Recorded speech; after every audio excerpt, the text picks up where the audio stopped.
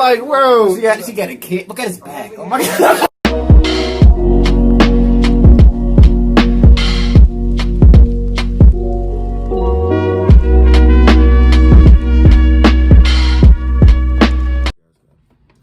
Welcome back to another reaction, and we're gonna be reacting to Joe Rogan on parenting their kids. Yeah. I mean, my mom. I got whoopings.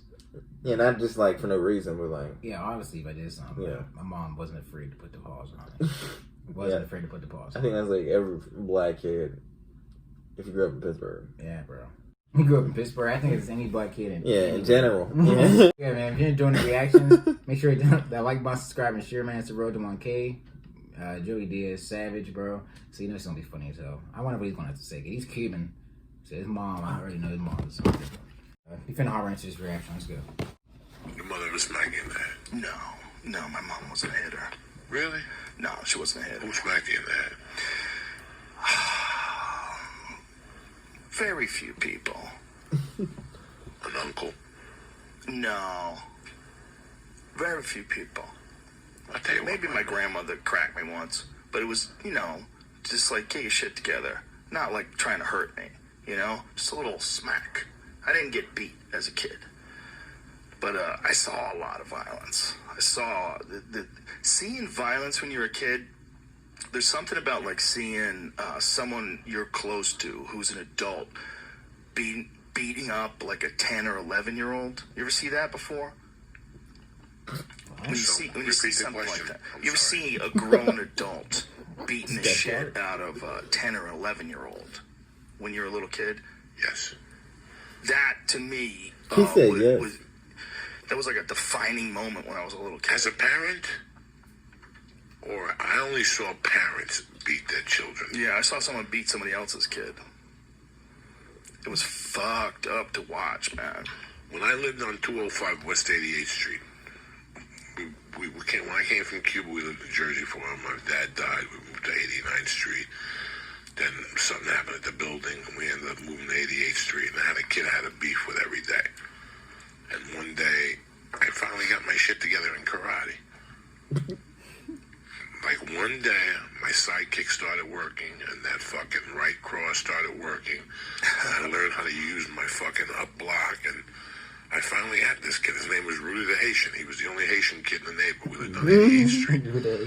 And I fucked him up this day, and his father came down and held my arms. And he made Rudy punch me. And I'll never forget that my lip was bleeding. And he took me upstairs, and he knocked on my mother's door. And my mother opened up the door and half a fucking hangover. And she goes, "What's the problem?" Yeah, I'm a hangover. And he goes, "Next time your son hits my son, I'm going to hit him, and I'm going to come up here and hit you."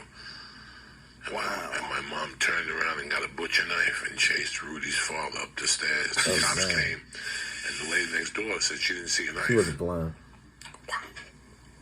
But at that point, we were done in the building.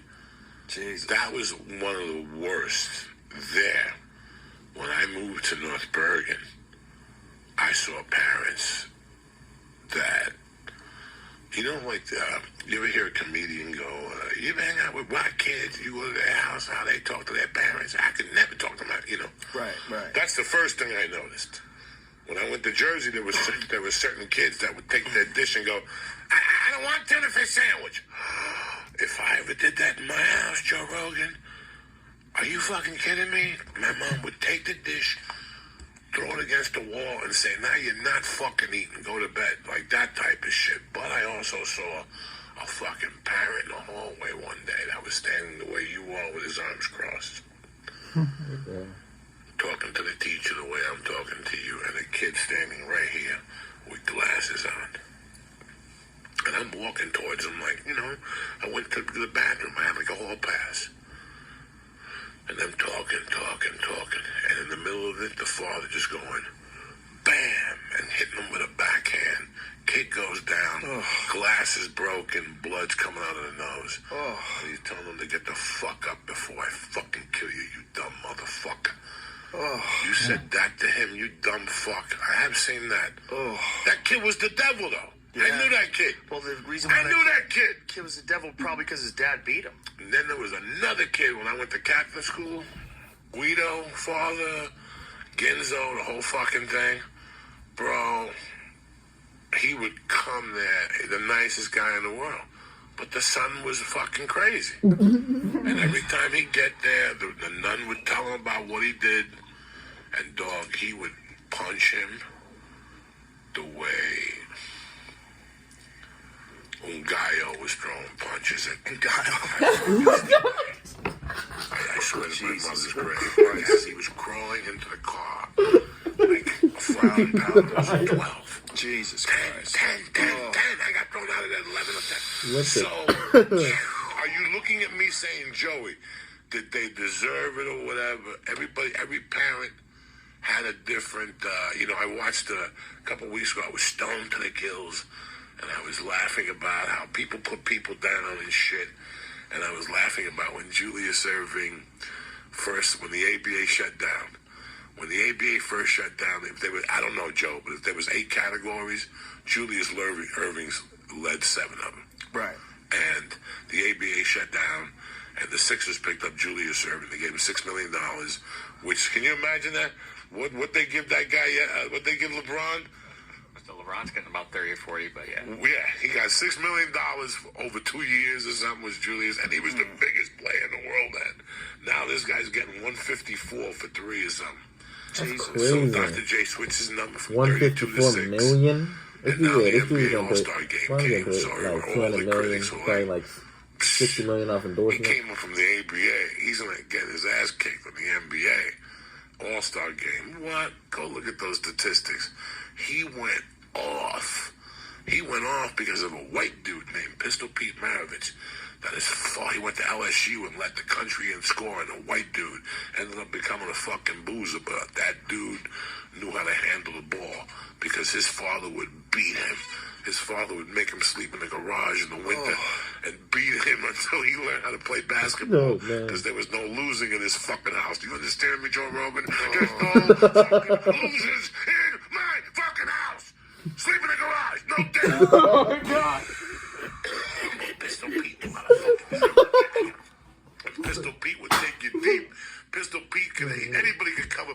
The best black dude in the league could cover Pistol Pete. But if you watch that NBA All-Star game, Pistol Pete is stomping, chopping people, and giving behind the back passes to Julius Erving. He even looks at a dude on one pass.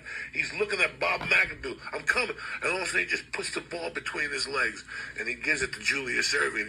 Why? Because that kid's father stayed on him.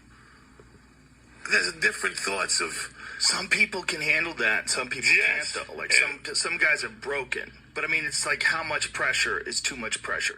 Yeah, bro. Joey Diaz. I mean, I don't feel like I would have to put my hands on my kids in the future. I don't know, man. Depends on what they do. I'm just going to be that type of father where when I say... I'm like, if you like know it's warranted. Bro, look. I'm gonna be the type of guy where if you do something, you won't see your PS4 for a year.